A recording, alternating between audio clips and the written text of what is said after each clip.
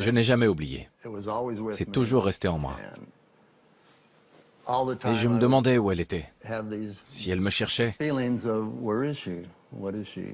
Parce que nous, on ne pouvait pas la retrouver. C'était une adoption fermée. On ne savait pas vers qui se tourner, qui appeler. Et j'ai toujours eu ce rêve qu'un jour elle vienne frapper à ma porte et me dise « Tom, je crois que je suis ta fille ». Dans mon esprit, c'était un rêve joyeux.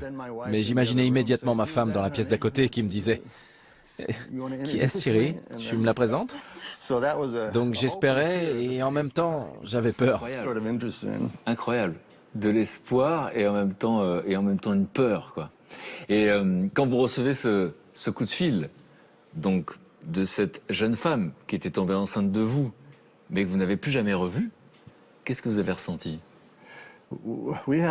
Avec Lynn, on en a parlé pendant presque une heure. On a parlé de sa vie, de ses enfants, de ce que je faisais, de mes enfants à moi et de mes petits-enfants.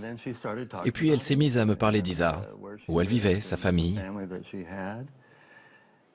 Et d'un seul coup, elle me dit « Est-ce que tu as envie de parler à ta fille ?» Elle passe le téléphone à Isa, qui ne savait même pas que j'étais à l'autre bout du fil. Et me voilà à parler à ma fille pour la première fois en 47 ans.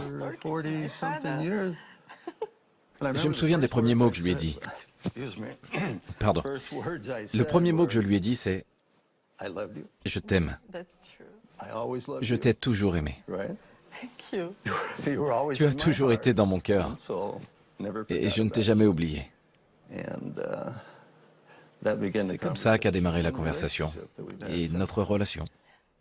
C'est ça?